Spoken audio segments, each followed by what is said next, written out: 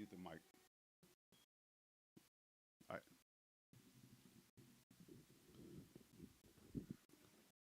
Say Shabbat Shalom.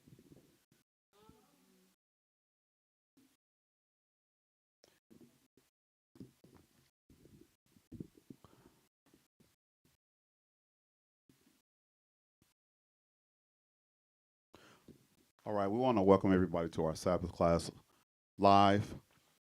I'm Elder Al. We want to begin by acknowledging our churches, Bethel Temple and College in Chicago.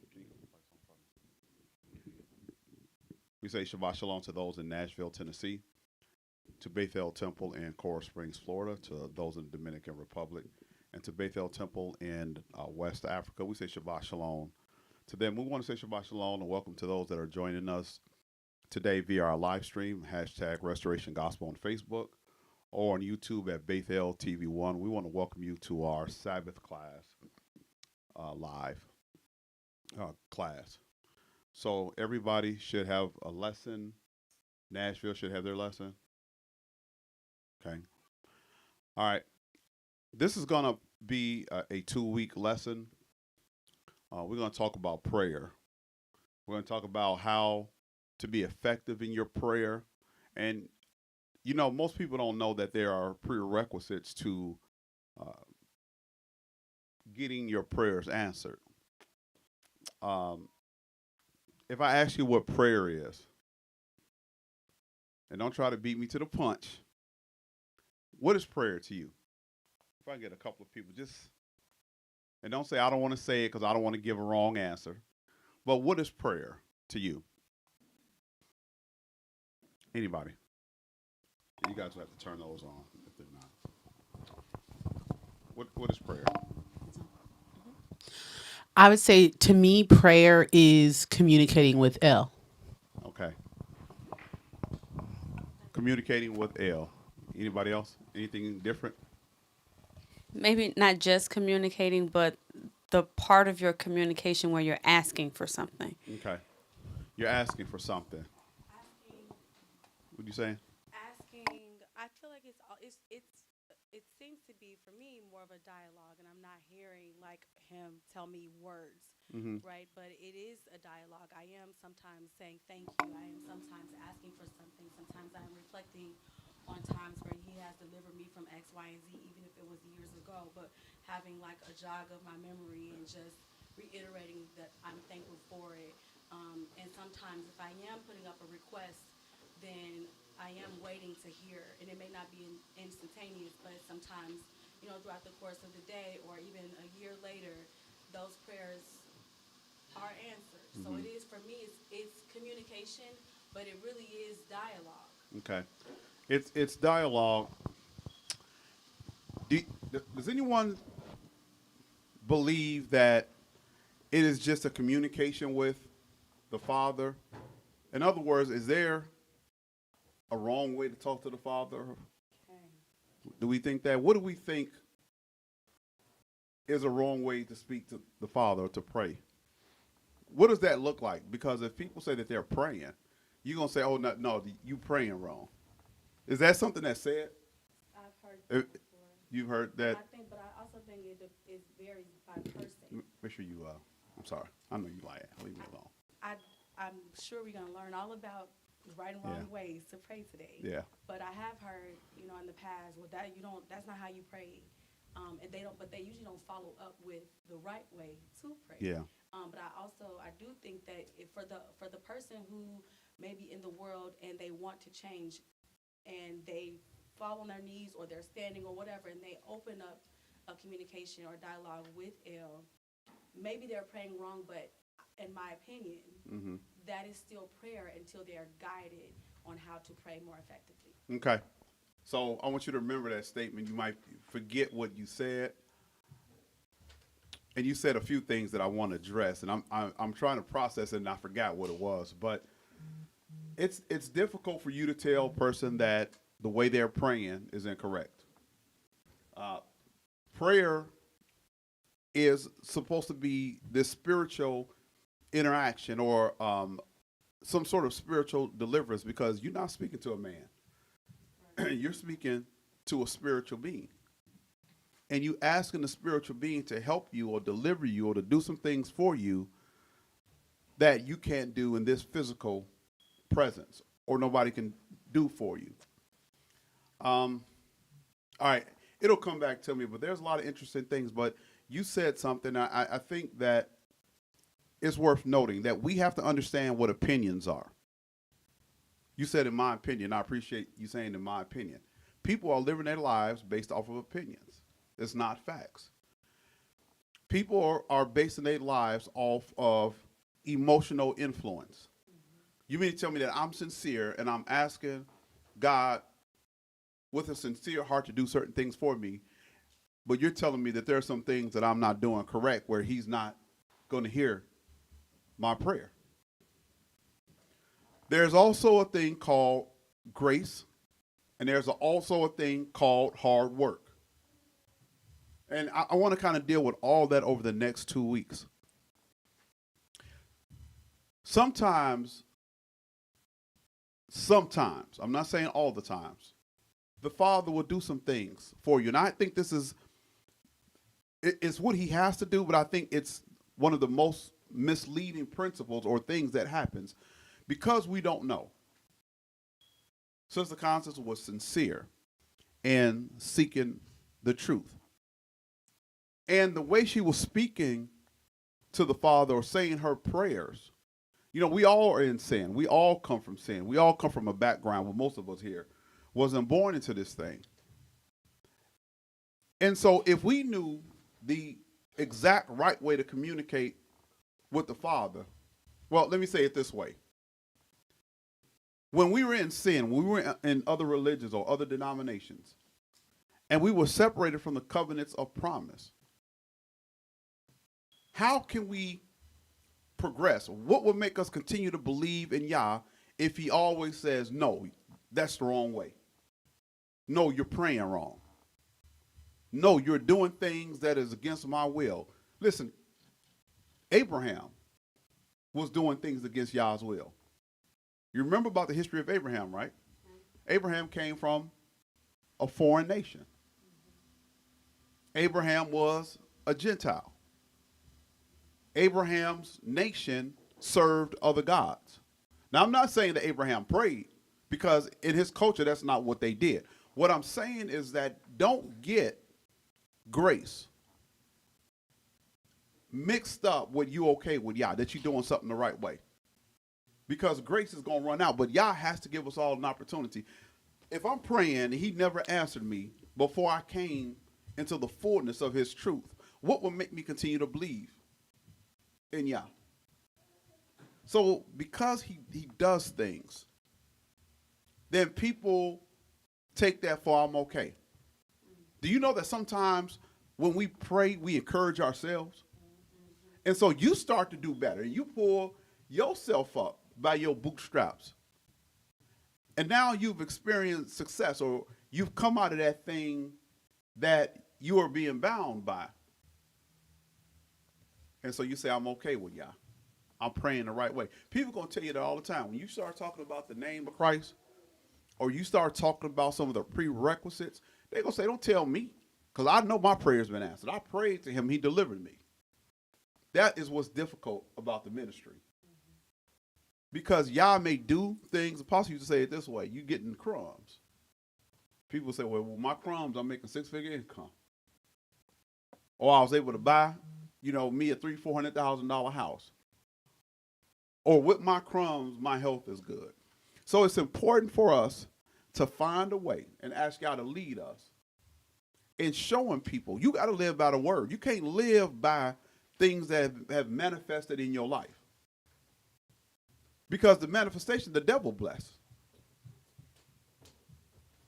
But we got to really make sure that we get people to see what the word says.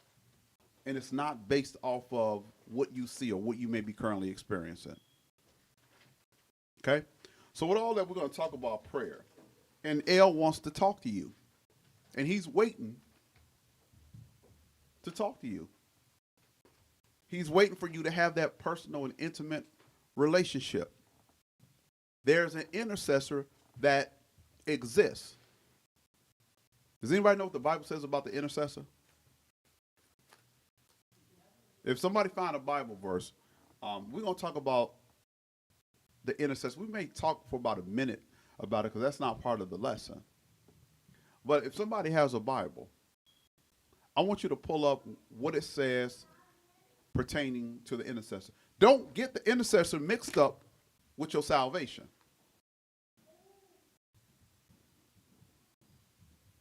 You have it?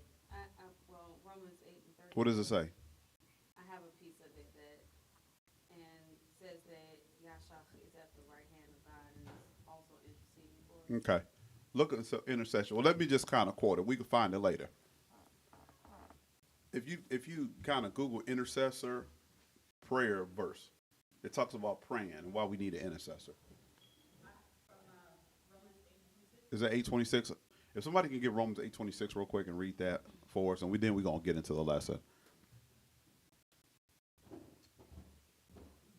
So Romans 8, chapter verse 26. Yeah, no, that's fine. Whoever.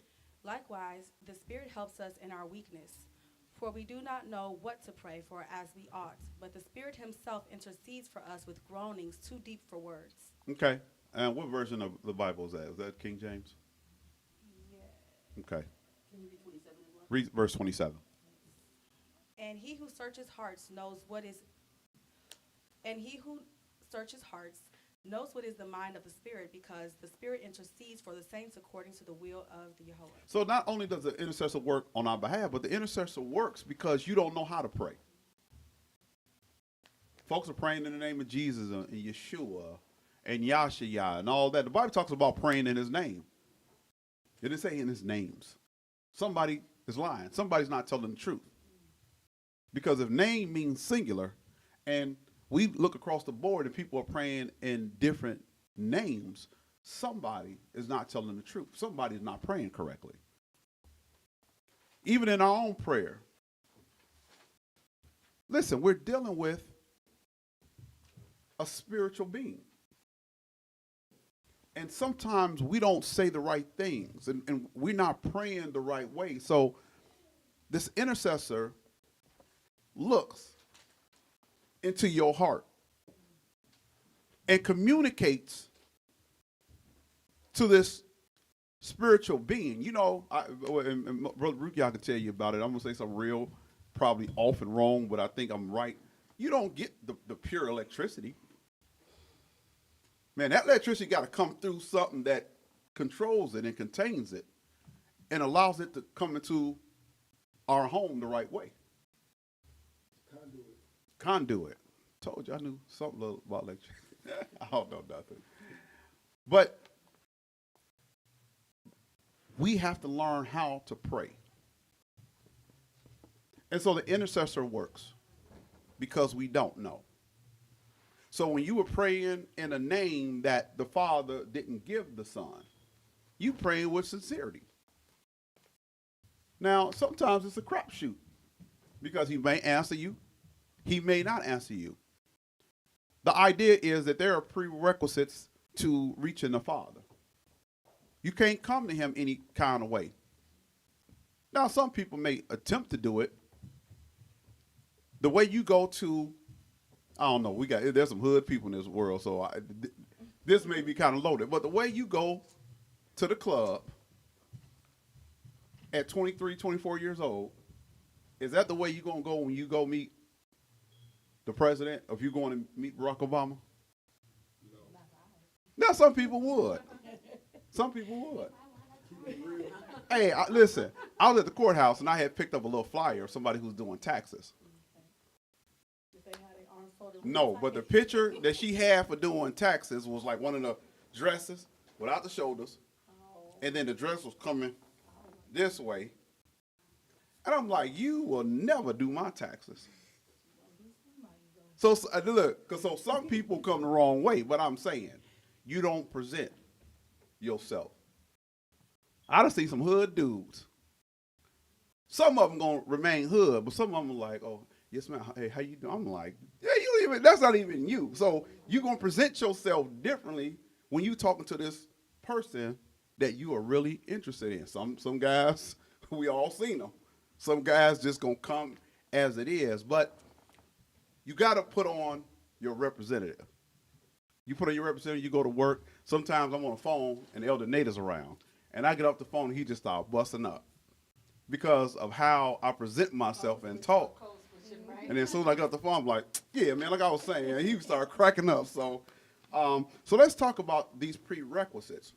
And as we go through these lessons, and I say it all the time, I want you to be processing this. And I want you to be processing it in your own way. Just like we come to the Father and the intercessor intercedes and presents it to the Father, sir, what I'm giving to you, you may get your own revelation on how you need to deal with people that you got to deal with. And how do you present this to them? Because if you go to somebody and say, you know, God not answer your prayers, that's the last time you probably will ever talk to them. So we have to learn how to convey these points. And this is what I think about day and night. My wife would tell you, I think about, I'm constantly going through and processing, because sometimes we are within our own little circle here, and we don't necessarily see outside what other people are thinking. Like this whole one church, this whole one faith thing, this whole one name thing, this whole I got to pray a certain way. How do we must get the world to see and understand that the way that they are living will not lead to eternal life. You are in this illusion. So how do I say that? And how do I convey those points? So let's go ahead and talk about prayer. Your Elder Nate, once again, make sure you don't drop your lessons because they upside down and inside out. So, all right, we're going to flip this first one this way. All right. How important is effective communication? If we just think about our own lives, as a businesswoman, as a businessman, as a principal, as a doctor, as an accountant, as an IT person, how do we effectively communicate? And listen, just because you open your mouth and start speaking does not mean that you are effectively communicating. What'd you say? There's a lot of success on the stage. Totally, Yeah, it's a lot of success. Great things. So let's first talk about what effective communication is, and we're going to talk about what effective communication is not. So let's read effective communication.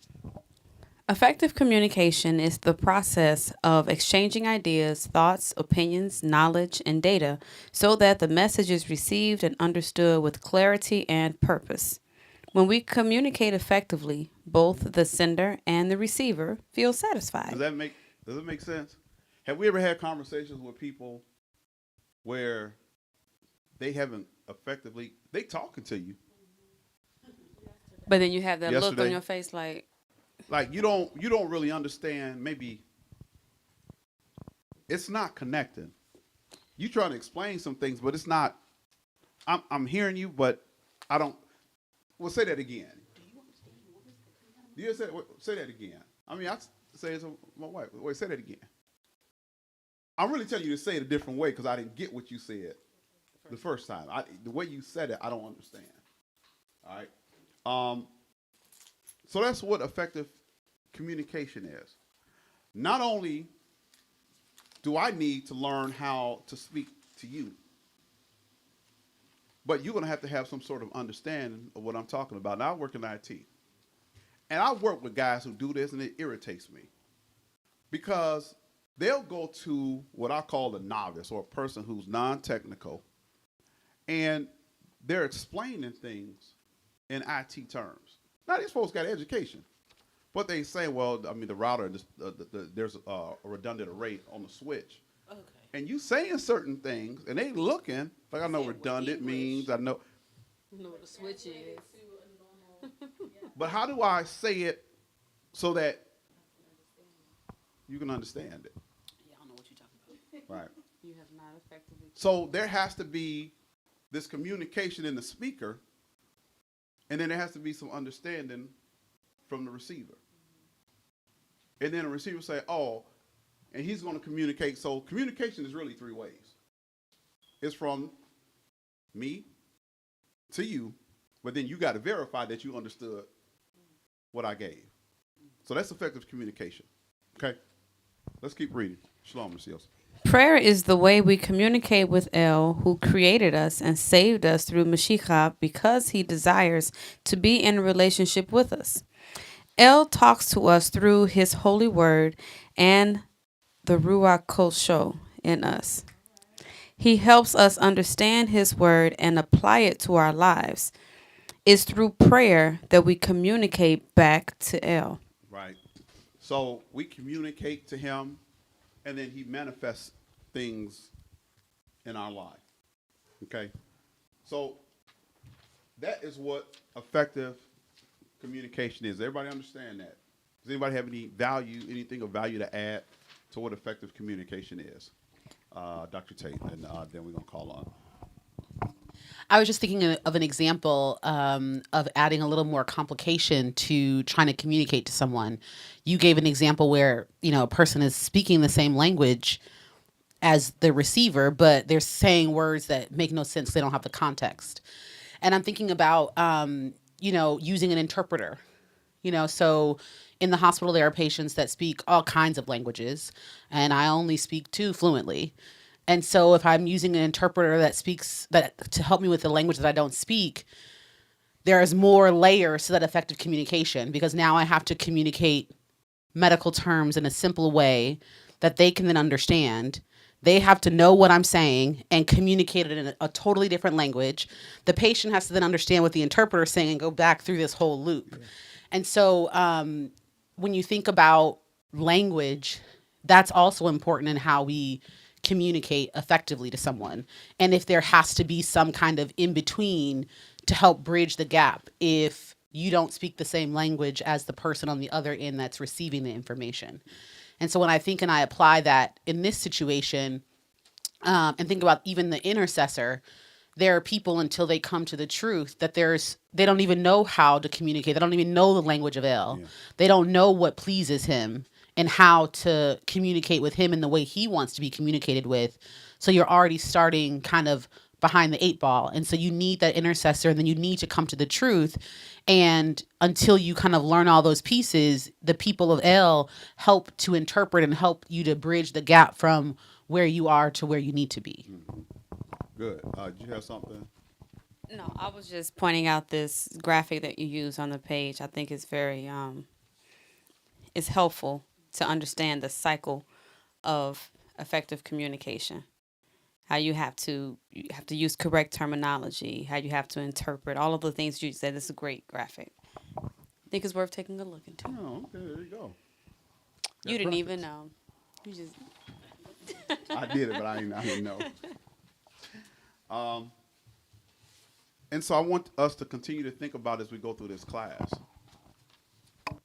We have to communicate to people. This is not the first place that you start when you're trying to convert, but at some point, something may come up, and you got to be ready because your answer is here. A lot of what you have to deal with people is psychological. There's some psychological blocks.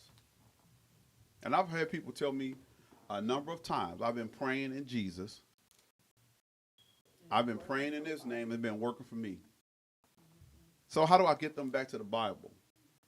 How do I explain to them?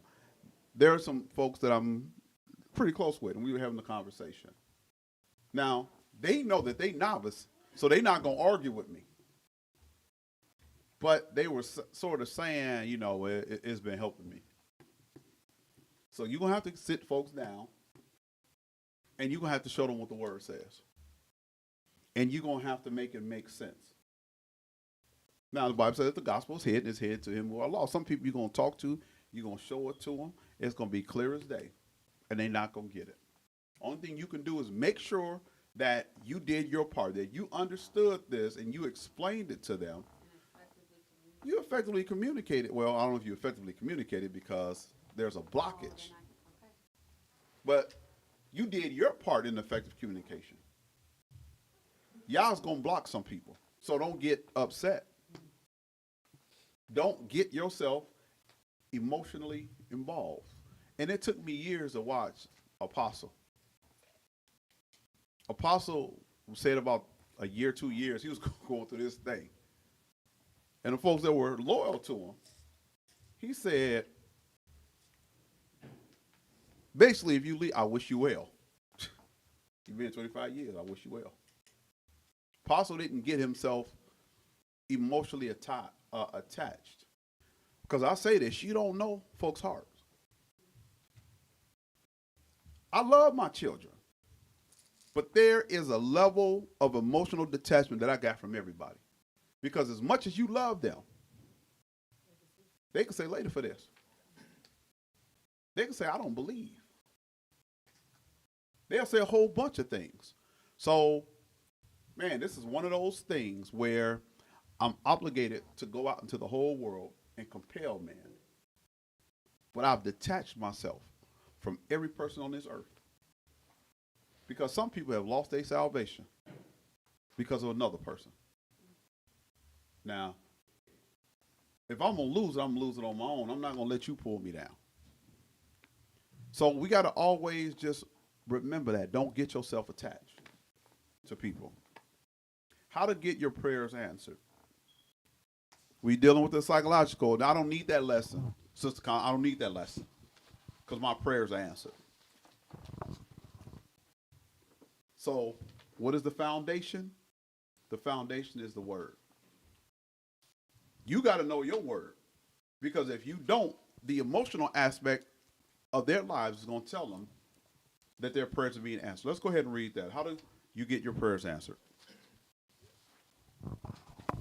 El gave his people the blueprint on how to get their prayers answered.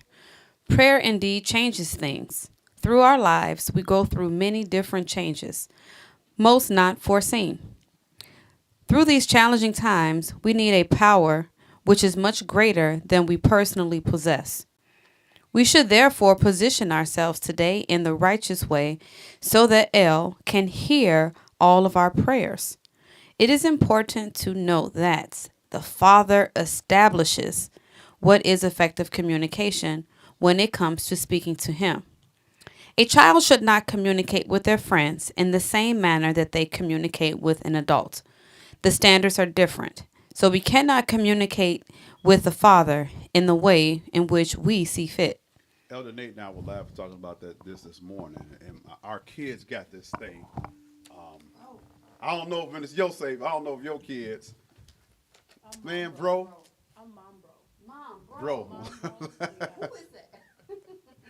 Hey, listen, it's just the fact. Hey, quit talking to me like that because when you say that, You let me know that your respect for me is. well, you're going to communicate with me the way you address me. You address your friends as bro, and you start saying crazy stuff to them. And so you're going to address me as bro, start saying crazy stuff to me. And then you're going to be. And I'm going to smack your wig off. So they bro me to death. Man, bro, I'm like, who you talking to? So the Father establishes. I don't care if you got on all white. You can wear your all white. Yah said he don't want no sacks hanging at the altar. Put on some breeches. No, I mean what I said. Put on some breeches. I have to show you that. We will, yeah. So you shouldn't come up to the altar any kind of way. You shouldn't be coming to the altar with your cleavage showing. You shouldn't come to the altar smelling. So you don't come before Yah any kind of way. Right? And the Bible talks about that. You don't come to the altar any kind of way. So Yah has standards, whether it's physical standards or the way you articulate or you speak. You have something, Dr. Tate? No, I was going to just read the next paragraph. Oh, okay. You ready to move on? Where are we at? Prayer prerequisites. Prayer. Okay. Prayer prerequisites. Turn and flip. Everybody got it? It's all flip and turn. Throughout the Bible, we are given prerequisites by the Father, the prophets, and others for getting our prayers answered. In 2nd Chronicles chapter 7 verse 14, it starts to lay out the order that we must follow in order to get our prayers through to the Father and receive a favorable response. Many people, however, are tricked into believing that the Father is answering their prayers all the time. While it is the Father that answers prayers, people should not take this gift or blessing as a sign that they are living a righteous life. Do we understand that part? What do we mean by that? Because I said something about it earlier. So what do we mean by that part? That you shouldn't take the gifts, or you shouldn't even take your success that you may be experiencing as a sign that you are living a righteous life. What are you gonna say? Sister Johnson? Well, say. Well, you say it. Earlier, I think a little bit earlier, you mentioned, not mistaking an answered prayer for being in good standing with El. Okay. And you talked about grace. That, that does not necessarily mean that we are doing things the right way. We just may be recipient of grace that we haven't quite yet earned. Okay. You also, in addition to grace, you were also talking about earlier how um, people also, in addition to, El answering some of your prayers, people also can follow the rules of this world and achieve success as determined by this world based on doing that. So the rules of kind of this society would suggest that if you work hard and you go to school and you pick a major or something that has a career in demand, that you'll be able to find a job in that career and make a certain amount of money associated with that. And so you can't quite just confuse the fact that you accomplish the things that society has laid out for you, and then that is a signal that, well, I must be living the right life because this is happening. Yeah, absolutely. People have their riches and their blessings here on earth, and that may not be their situation after this earth. Right. I think the term that we all might be looking for, and that a lot more people might understand, is that correlation is not causation. Just because these two things are correlated, X can cause Y doesn't mean that's the reason why it happened. It just so happened that X occurred and then Y happened, but that doesn't mean that both of those things, or that X is affecting Y or making Y to happen. It just simply happened. Right. Yeah.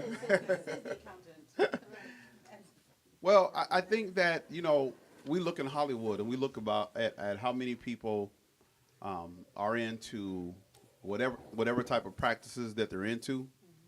There are people that chant. There are people that are Buddhists. There are people that don't believe. There are people that are Satanists. And they're extremely successful. Now, we're not talking about all the people who we haven't heard of, who may be CEOs of smaller companies, that they're just doing well in life. And in their mind, their chants or their Buddhist practice or their Satan practice is empowering them. So everybody has their thing that they're doing. And some people say it's not none of that. It's about me. It's about the hard work that I put in.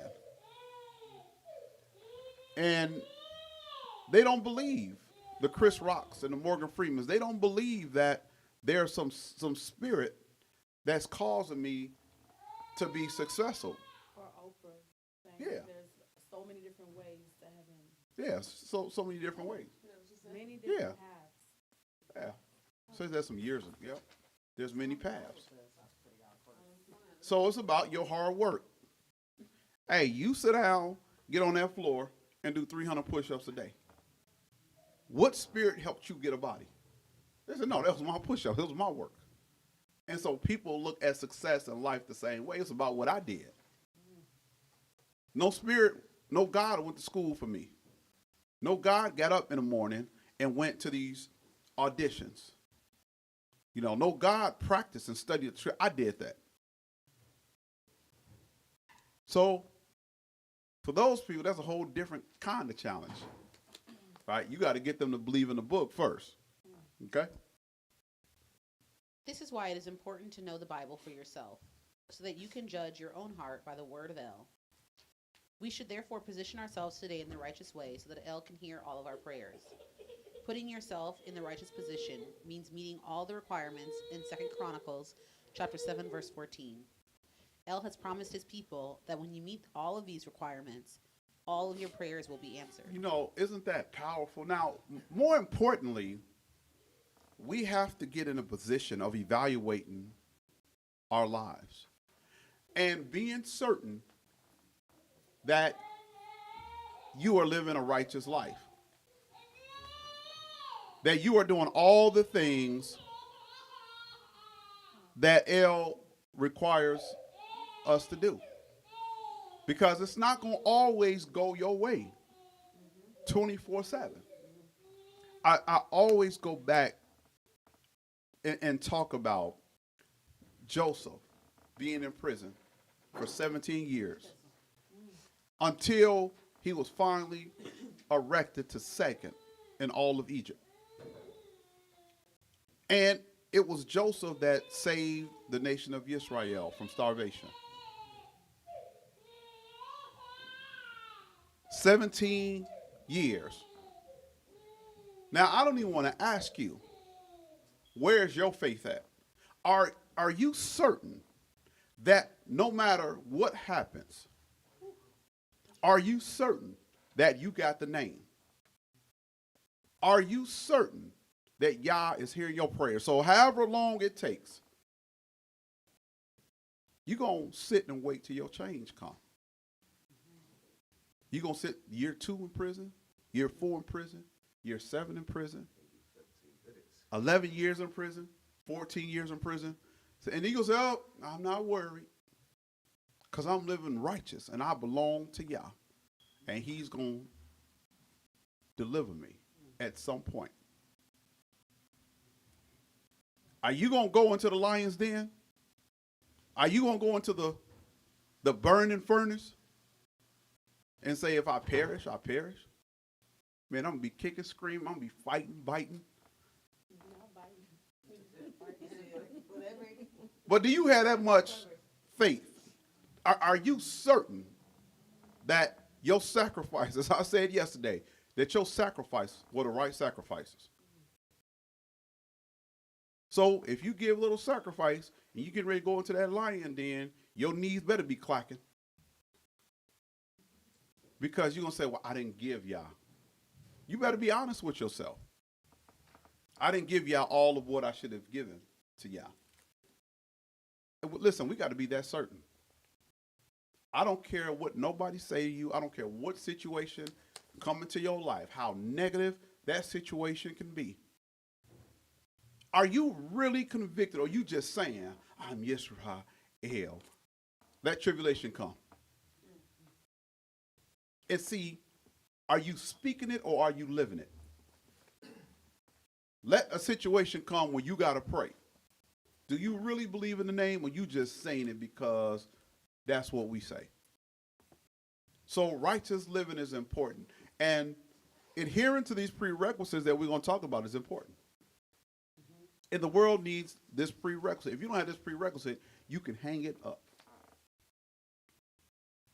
2 Chronicles 7:14. Does everybody know what that says? Has everybody read that before? We read that in our sleep. Have you read that, Ms. Constant? Have we talked about that in this class? So we're going to focus. We're not going to have everybody turn their chair towards you and focus on you. You know, somebody turn all attention.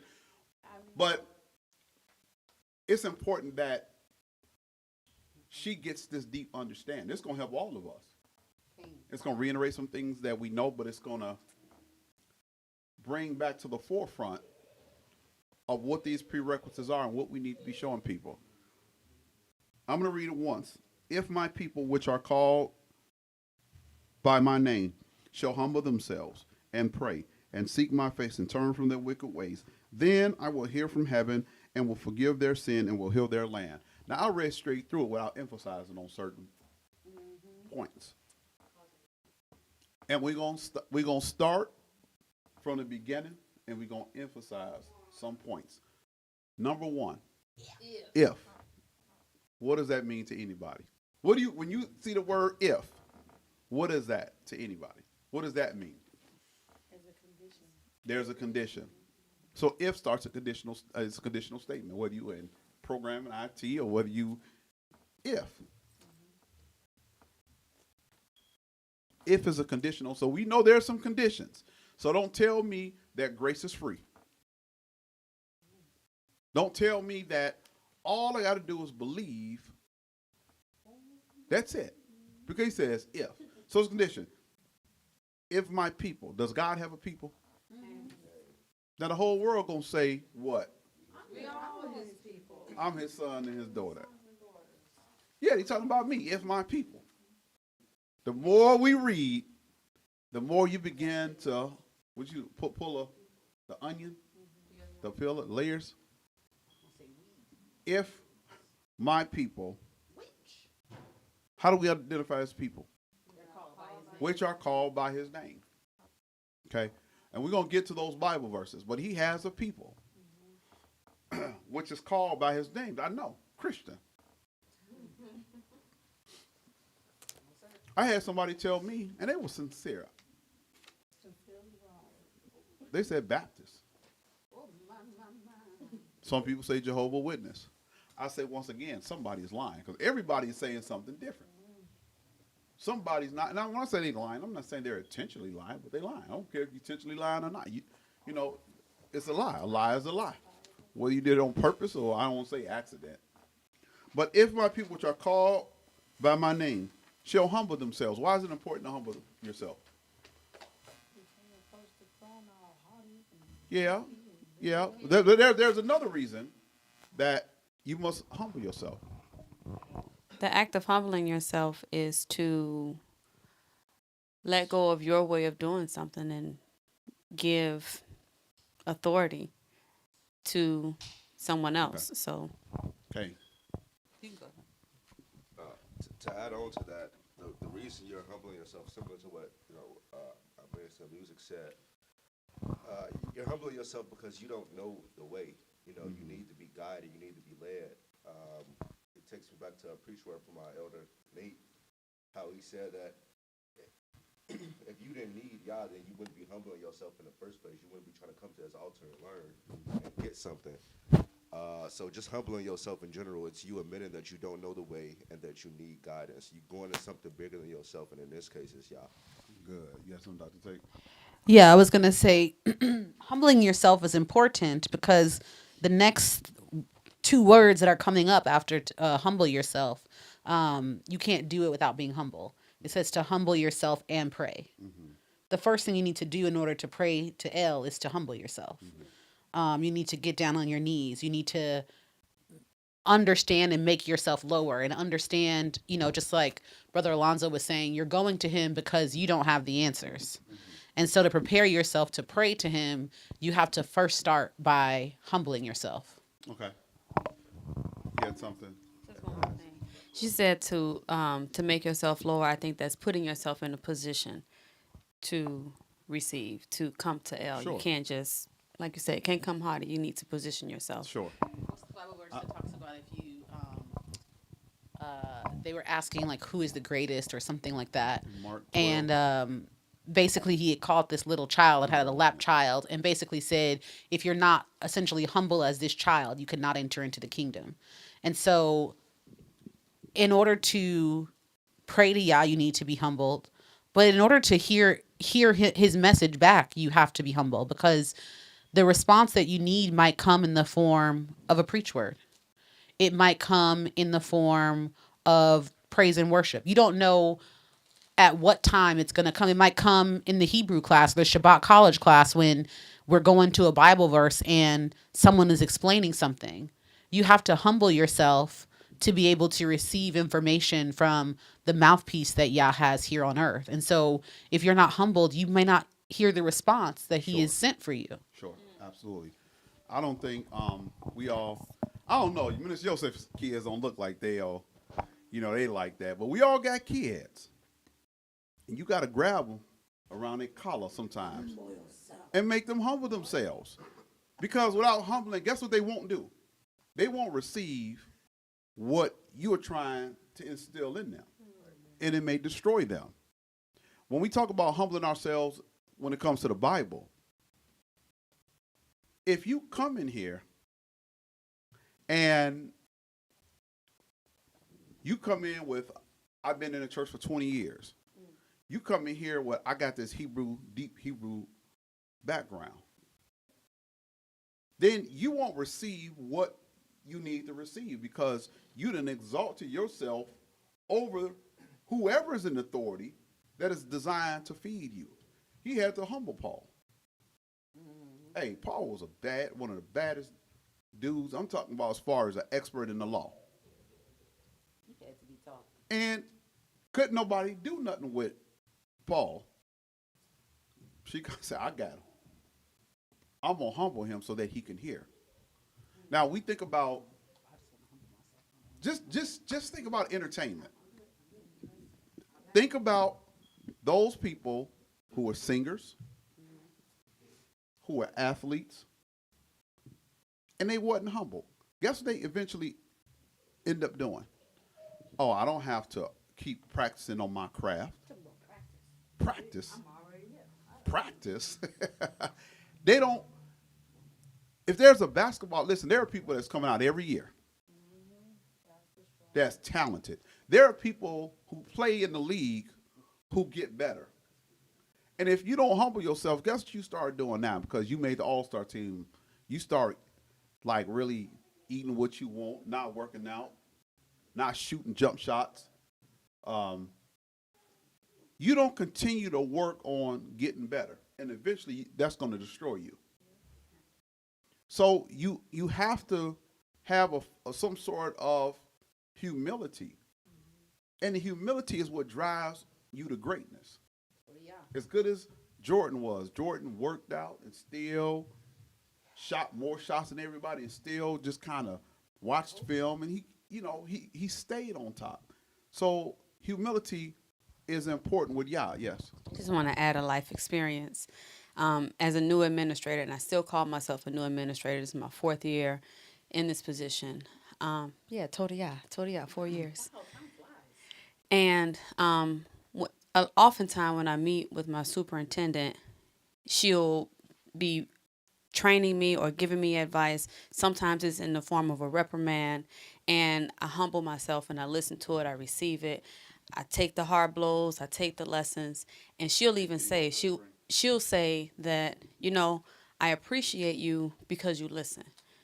Knowing that I came into the position as a new to this part of the field, she sees that my ability to receive it, to humble myself, even when I make a decision, I'm not going to justify everything, and I'm not going to speak over her. I'm not going to think that she has 30 years in the field, and she's continuing to grow. If she has to go through professional development and she can still continue to grow, then who am I to say that I'm above anything? So I allowing myself to be humble and to receive her is allowing me to grow, and to just maintaining that position is, I'm going to pass the mic. I just really appreciated what you said. It reminded me of like a personal experience in my field. When you have someone that you're teaching or they're trying to learn the craft that you are in, being humble is so important because that's what inspires the person who's teaching you to want to continue to do it. Right? I can't tell you the number of times I can give someone who's junior to me feedback on, how they do something in surgery or how they do something in other parts of our field. And when you get the response, oh, yeah. Oh, no, I know that. I was doing that. And it's like, well, you weren't. I just saw you. But that's okay. It makes you less interested in doing more education and teaching them and helping them grow in their craft because they're coming to you with the spirit that they already know all of the things. When, despite the evidence being to the contrary, you're less likely to get more information. And so I think when it comes to Yah, and you think about how we grow in grace and in truth, and how he continually reveals his secrets to his servants, to his prophets, to his children, so that we can do all the words of the law.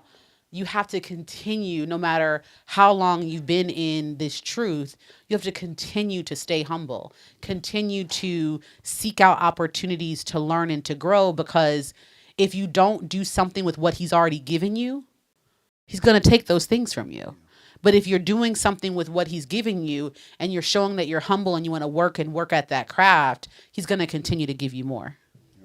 Good. Anybody else? Everything everyone just said was great, and I wanted to add that I think when we are being humble, there is a certain level of obedience and respect for the process, for the things that Yah has told us to do. If we come in it with that mindset, oh hey, I've been in this for 4 years, I know what I'm talking about, and y'all been doing this forever. It's like, who are we to say that, to question Yah, to disrespect him, to not be obedient to the things he told us to do? It's only one way to do the things, and that's according to his will, according to the way that he wants us to do it. So we just got to be obedient and respect the process, trust the process with Yah, because he is right. I think that's important. Understanding and trust the process. A lot of people don't trust the process, but I'm gonna move on from that. You, yeah, but I mean, you got to trust. You got to trust the process. If minister is if a minister of music is over the music, then let the ruach be in her ministry and guide her on what to do. You can't come in and say, "Well, no, I think it should be this way." Hey, that's chaos. If somebody else has an office and they're working in that office, then you got to go through the process.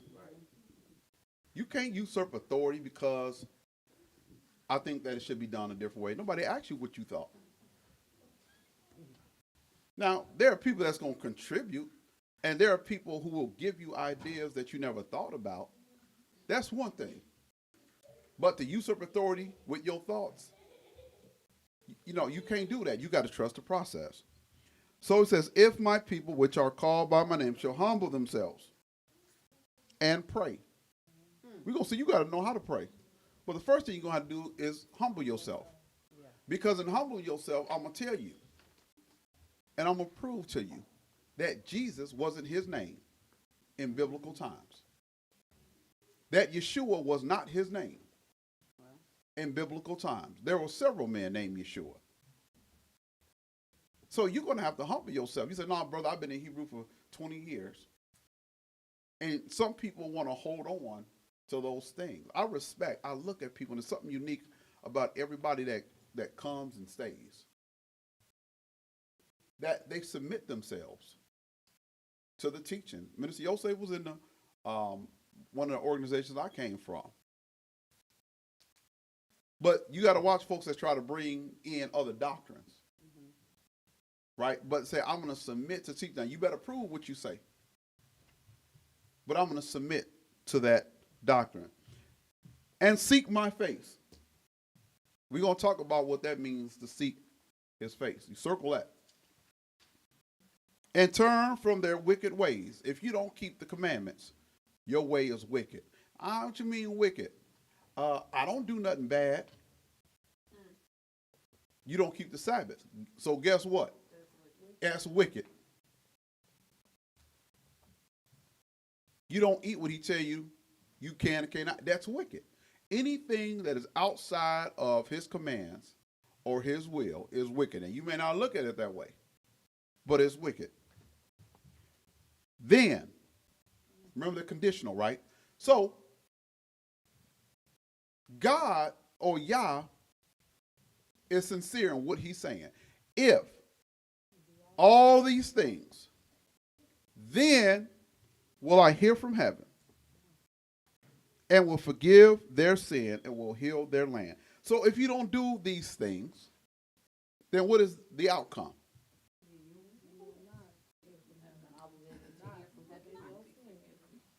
And he will not heal you. So you're going to tell somebody, you telling somebody now that then Yah is not forgiving your sins because there are some conditions here you didn't meet. How do you think that's going to be received? They ain't trying to hear that. But that's what the Bible says. Man, one of the great, well, not the greatest, but one of the things that I say, one of probably the most things that I say is that the Bible is going to smoke them out. The Bible is going to smoke out the world and see it for what it is. Don't feel no time. See it for what it is. There are people going to say, I don't believe that. Well, what is it that you don't believe? Well, I don't believe that he won't forgive my sins. Well, what did this Bible verse say? So it'll smoke folks out. Okay? We going to your prayer closet? Is that where we at? Yes, sir. How many people heard that? How many people got a prayer closet? I actually have a physical. Am I not supposed to have it? Huh? Am I not supposed to have a prayer closet? Well, we gonna Okay, we 'cause gonna I literally like that was one of the conditions of buying a home for myself. well we gonna see. Huh? You never heard that before? I've heard of it. I don't have a personal prayer. You heard of it? War Room, yes. It was what movie? There's a Christian movie called War Room. The War Room? It's called War Room. No, I never heard of it. It's a Christian. I mean, it's a good watch. It's a good watch. So let's talk about going into your prayer closet. But I don't have no closet at home. We got shoes and huh? Shoes and coats and boxes and If I just move your stuff out of the section off. go into your prayer closet. Let's go ahead and read that. You know what? I'm gonna read this because. Uh-oh. We gonna see, because somebody, we gonna see. All right, go into your prayer closet. Going into your prayer closet does not mean literally going into your closet. The main idea is to find a place where you can be alone and uninterrupted to focus on your prayer. Going into your prayer closet means to find a private, secluded space where you can engage in prayer with El. Essentially, a quiet place to focus solely on your devotion without distractions. So let's stop there. Now, if you got a closet and you want to go into your closet, more power to you. But it is the whole idea of a prayer closet is to seclude yourself. To have this connection with Yah uninterrupted.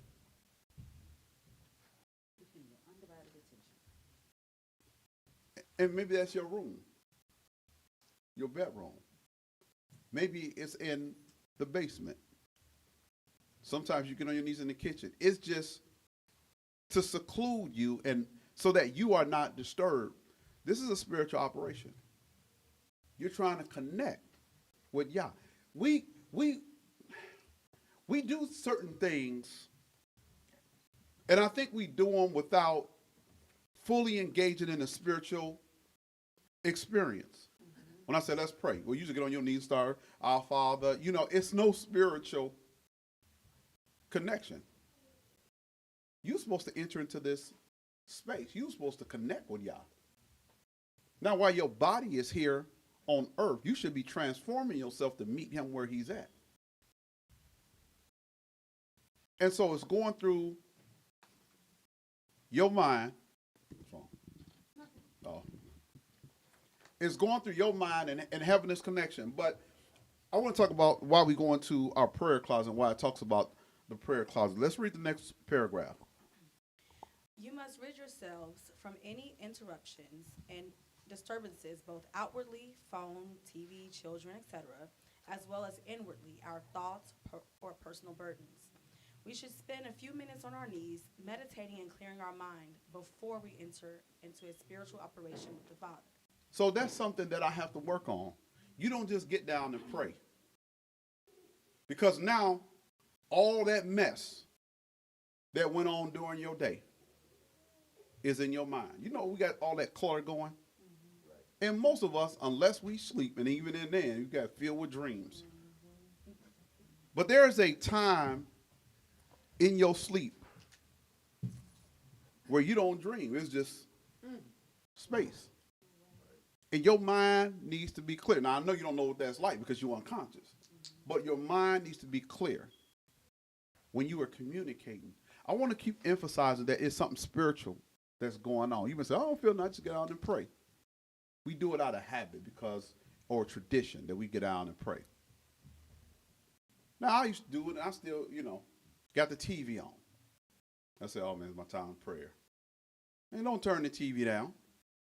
And I'm in here, our Father, which art in heaven, 588-2300.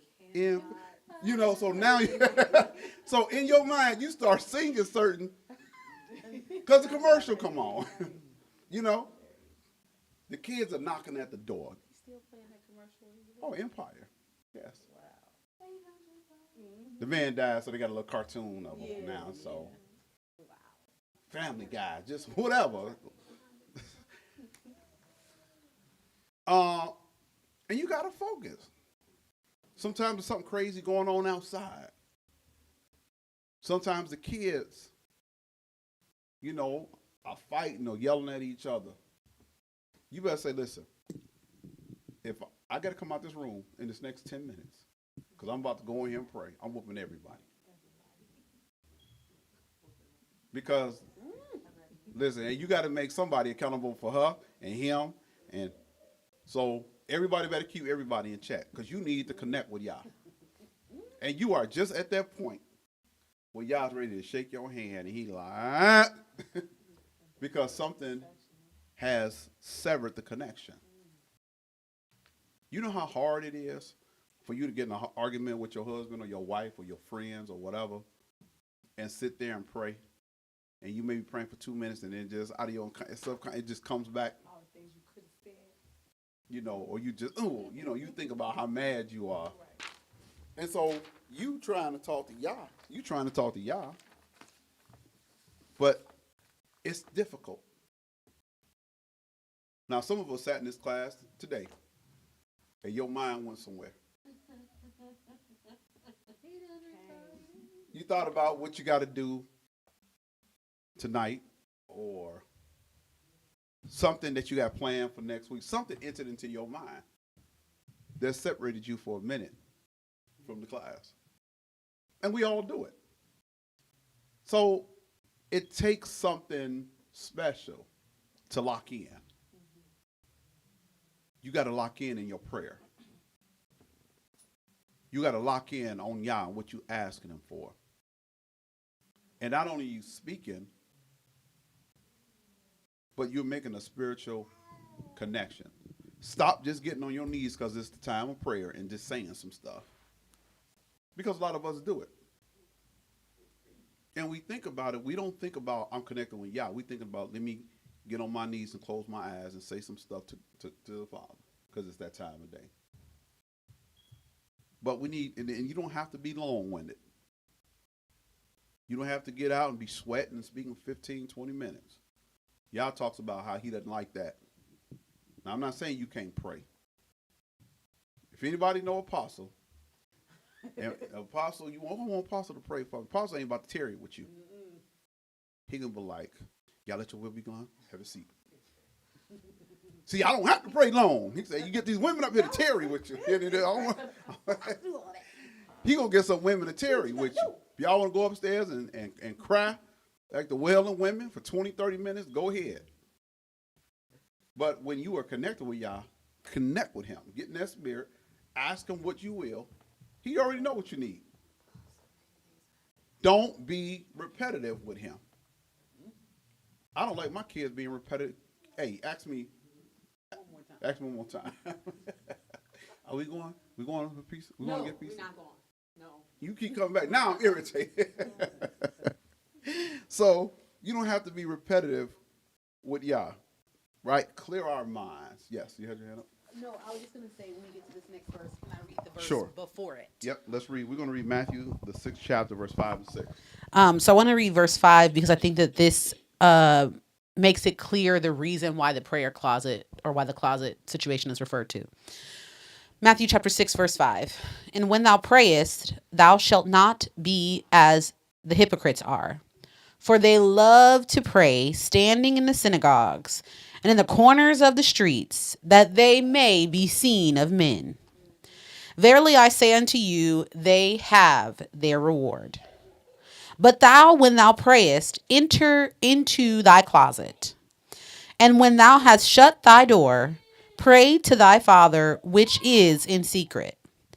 And thy Father which seeth in secret shall reward thee openly.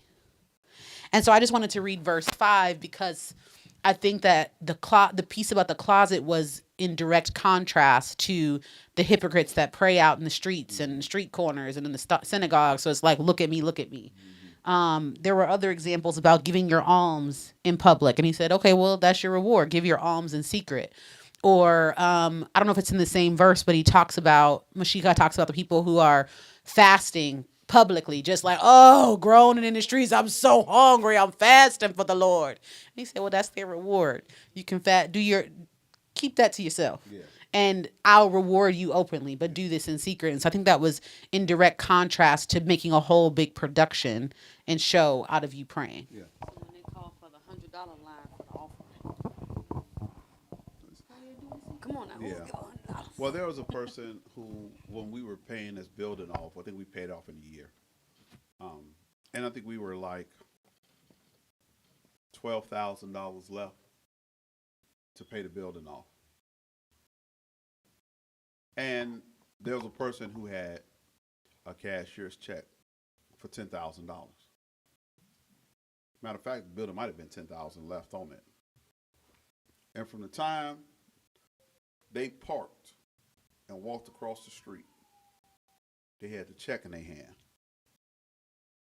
And they was like, look, we have to pay the building off. Look. They showed 6 or 7 people the check for $10,000 instead of just going and paying it off. It's that type of stuff that Yah's talking about. Hey, you doing it for your own glory. You're not doing it for him. Just give it and let it be paid off. Why do you have to show everybody on your way to the office to give it to the person who was responsible? You got to go out here, you walk around like this. Look what I'm about to do. So, there it is.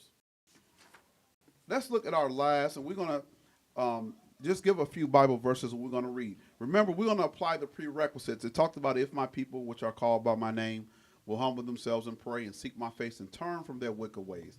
Then will I hear from heaven and forgive their sin and heal their land. So we're going to look at some Bible verses that encompasses 2 Chronicles 7-14. Now, there are a number of different Bible verses, but we're going to try to pick one Bible verse for each one. Minister Yosef, if my people, which are called by my name. Let's read 2 Kings 17:34. Yeah. Yep. Is that button on? Is it? It's a button. Oh yeah. There's a button at the bottom you got to cut on. You know where the button is at? This makes it easy. That silver one? Just at the very bottom. No. Keep turning it near your thumb. Yeah. So. Go ahead, Mr. Yosef. Second Kings 17:34. Until this day, they do after the former manners. They fear not the Lord, Jehovah, neither do they after their statutes, or after their ordinances, or after the law and commandment which the Jehovah commanded the children of Jacob, whom he named Yisrael. Okay. This was 2 King. This was 2 Kings 17:34. So he named his children Yisrael, right? If my people which are called by my name. Well, the name that he called his people by was Yisrael.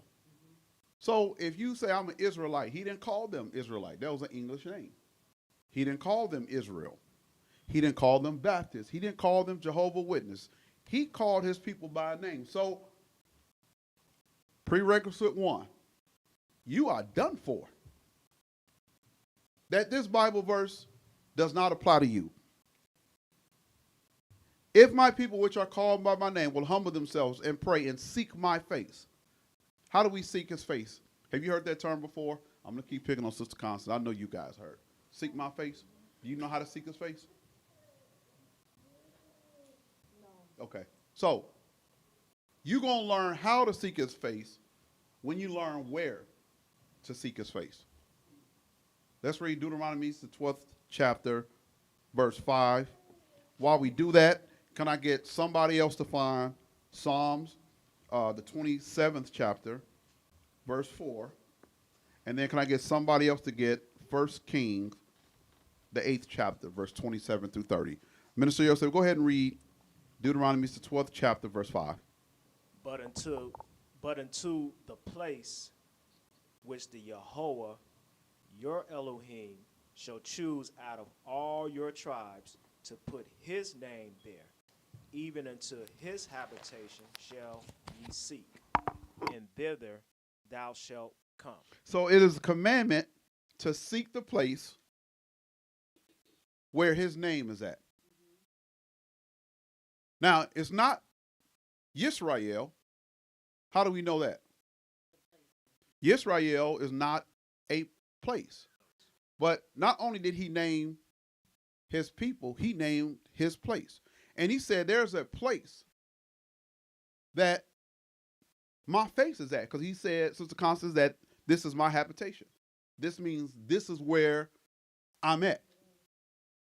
This is where I dwell. Now, his face is there. You don't see his face. And I think about what I said yesterday, that if his face was there, if the person was there, how would your behavior be? Well, his face is there. That's why I say examine yourself, because you don't see it. And now you under this illusion, his face, you're not going to be playing. Let a face appear. The size bigger than that altar. Watch how you behave. We got another Bible verse. Who got Psalms 27th chapter? Psalms 27 and 4. Psalm chapter 27, verse 4. One thing have I desired of the Yehovah, that will I seek after, that I might dwell in the house of the Yehovah all the days of my life, to behold the beauty of the Yehovah, and to inquire in his temple. Hold on. To behold the what? Well, if the beauty is there, there's a presence, whether it's physical or the essence of him is there. So his face is there, if he's there. And to do what? To inquire. So you are seeking his face so that you can inquire. You got to come to this place to speak to him. Now, you can go and pray at home, but your prayer is going to start here, where his face is at. Okay? 1 Kings, the 8th chapter, verse 27 through 30. Go ahead and read that if you haven't. But will Elohim indeed dwell on the earth? That was a rhetorical question. But go ahead. Behold, the heaven and heaven of heavens cannot contain thee. How much less this house that I have builded? Yet have thou respect unto the prayer of thy servant, and to his supplication, O Yehovah, my Elohim, to hearken unto the cry and to the prayer which thy servant prayeth before thee today, that thine eyes may be open toward this house night and day, even toward the place of which thou hast said, my name shall be there, that thou mayest hearken unto the prayer which thy servant shall make toward this place. And hearken thou to the supplication of thy servant, and of thy people Yisrael, when they shall pray toward this place, and hear thou in heaven thy dwelling place. And when thou hearest, forgive. Oh, without hearers, do what? Forgive. But it talked about this dwelling place. And if you are not in the dwelling place, then He said, face the east.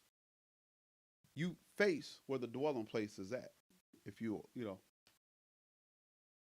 I don't, well, okay. So we understand where seeking my face is. John 14 and 13, it's there, but it's hidden. John 14:13. Minister Yosef, you still got that? You want to read that one? John 14 and 13. Uh-huh. And I will do whatever you ask in my name, so that the Father may be glorified in the Son. You may ask me for anything in my name, and I will do it. So will he do it all the time if you don't ask in his name? No. Now, folks say that it's not important. When you put them in a corner, they're going to say, well, it's the person. You trying to be technical. It's the person. It's not the name. You go and pray for them. You go and pray for somebody in the hospital. I would say, in the midst of your aunt or your grandmother or something like that, but you could do it with anybody. Go and hold hands and start praying. And when you get to the end of your prayer, say, in the name of Junior, we pray. In the name of Tony, hey, they're going to crucify you on the wall. That's not his name. His name is Jesus. I'm saying, well, that's not his name. So they understand that a name means something. You just want the name that you want. But this is not even an argument. I'm not going to even debate this. That his name in biblical times was not Jesus. That's not, we don't have to argue that. But we know that there's one name. We know Acts 4 and 12 said there's one name. Now, if you want to have that discussion, we can have that discussion. But it's important as a prerequisite that you pray in the name that was given to Joseph from heaven in Matthew, the 1st chapter. Lastly, John 9:31. Now we know that Elohim hears not sinners, but if any man be a worshiper of El and doeth his will, him he heareth. So he doesn't hear a sinner's prayer. You can't live any ratchet lifestyle. Because you know how folks are when they get into some problems, now they want to. You can't be in any environment, dress any kind of way. The other day I was talking about and they were holding hands before they went out. I think in prayer, was that Players Club? The whole movie. Oh, you about to go out there on the dance floor and strip, but you want to pray and hold hands. He ain't hearing your prayer. Hey, folks will get in any situation. Now, look, folks love God in their own way. But you can't come before him and have any type of lifestyle, and then now you want to pray. You refuse to live a righteous life. But now you want him to deliver you. You're not taking time to learn about him and to learn about his name, but you want to be delivered. I'll go back before we close and read 2 Chronicles 7:14. All of what we just talked about on applying the prerequisites. He says, if my people, Yisrael, are called by my name, the name that he gave, will humble themselves and pray and come to Bethel, the house of God and the gate of heaven. He says, then will I forgive, hear from heaven. You can't have your sins forgiven if you're not called by the name of Yisrael. Because guess what? That's a commandment, so that's a sin by itself. You are sinning when you don't come to the place where he's at. So all these people believe that their sins are being forgiven. They're making statements like, I'm not scared. When I go, I'm going to the kingdom. We hear them say, you tell Big Mama I said hi.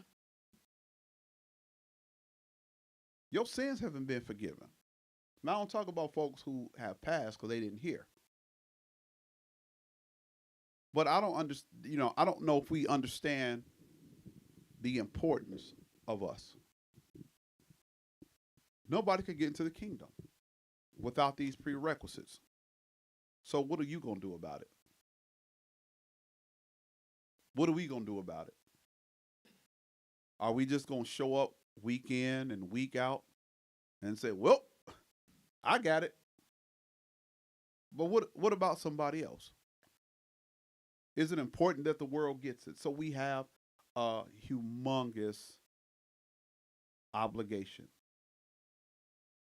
And that all rests in the hands of true Yisrael.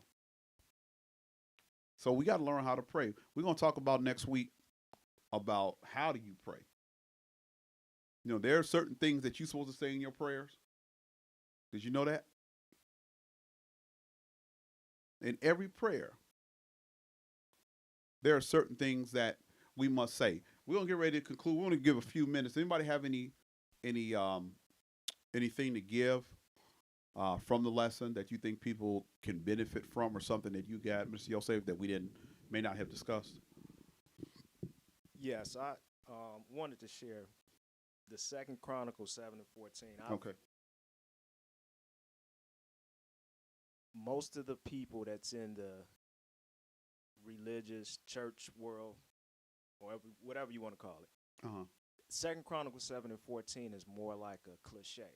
Mm-hmm. And meaning they've all heard it, but many have not really considered the breakdown, how we just went over that. They don't think it's literal, or? Right. So they just, I've heard some say, oh, this is what we use in corporate prayer or whatever, but not so much as the name, seeking his face, humbling him. You must be humble, and so forth. It's just like a cliche. But with us having the knowledge that we have now, it puts us at an advantage where we have something to give them that they technically never even heard before. Yeah. And like Apostle said, this would be our bait. Yeah. To bring them in. Yeah. Yeah, we gotta get a revelation. It's there. They've read it before. Remember we talked about effective communication? They read it, so they have their idea of what it means. We know what it means. So how do you bridge the gap? I'm always concerned about giving it the right way. I know some constants say, hey, just give it. And some people, you just give it. But you also have to remember, if I'm talking to a Constance, it's going to work. But if I'm talking to other people, I got to make sure that I'm saying it. Yeah. Yeah. Because you have a part in that. You have a part. Now, sometimes we just going to miss the mark. Sometimes we trying to give it. I told you guys a story about the guy who I was working with. And we got on the subject. I don't even know how we got on the subject. Something about the Sabbath. He was like, man, I've always wondered about the Sabbath. And I knew something that was right, about keeping the Sabbath holy and blah, blah, blah. I'm like, oh. So I got a little excited. I'm sitting here talking. I'm starting to talk about the Sabbath. I said, yeah, well, the Sabbath and blah, blah this. And, the Bible tells us that we don't do our own pleasures. on the Sabbath, man. So you don't go out, man. You can't have no sex, you can't have nothing. He say, okay. Okay, brother, I'm going to have to go back and read. I'm going to get back with you. I'm going to have to read about that. I'm like, you dumb. I was upset because he wasn't ready for that. Because he wanted to do his thing on Friday. And when I started getting him the ordinances of the Sabbath, it turned him off. He acted like he was excited. He got excited. I got excited. And so I started talking and saying all. And I was like, man, this dude was on 10 until I said that. But some things you don't know.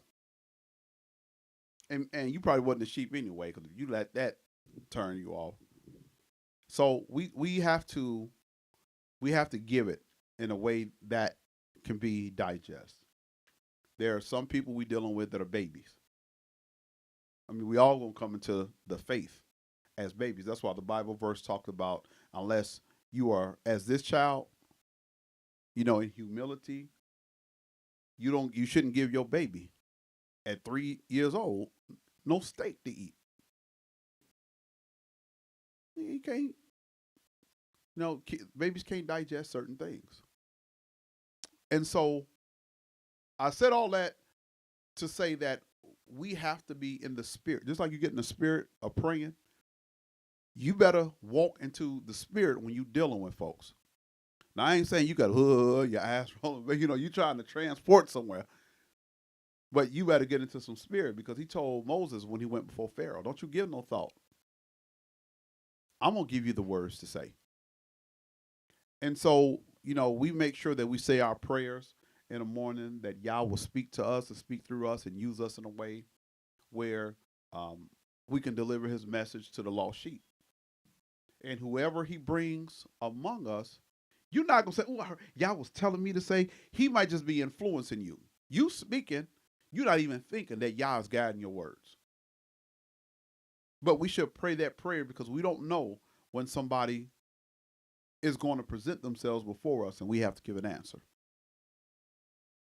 All right. Anybody else? Going? Gone. You don't get a going. We done.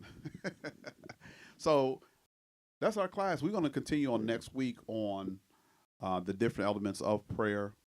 We want to thank all those that have joined us online on our Facebook page, #Restoration Gospel, on our YouTube channel at Bethel TV 1. We have Kanuka coming up December 24th to December 1st. What'd I say? December 24th to January 1st. Our last meeting is December the 31st. That's our last meeting here, and it ends at the going down of the sun on the 1st.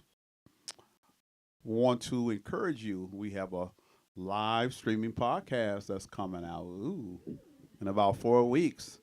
Restoration Podcast. We don't have any content up yet, but you can go and subscribe so you know when those first episodes are coming out. It shouldn't be anywhere between 2 to 4 weeks. And you can go to our YouTube channel at Restoration Podcast on YouTube. All things My Restoration Podcast on all streaming platforms. We ask that you look out for that podcast. Our website is www.tvbethel.net.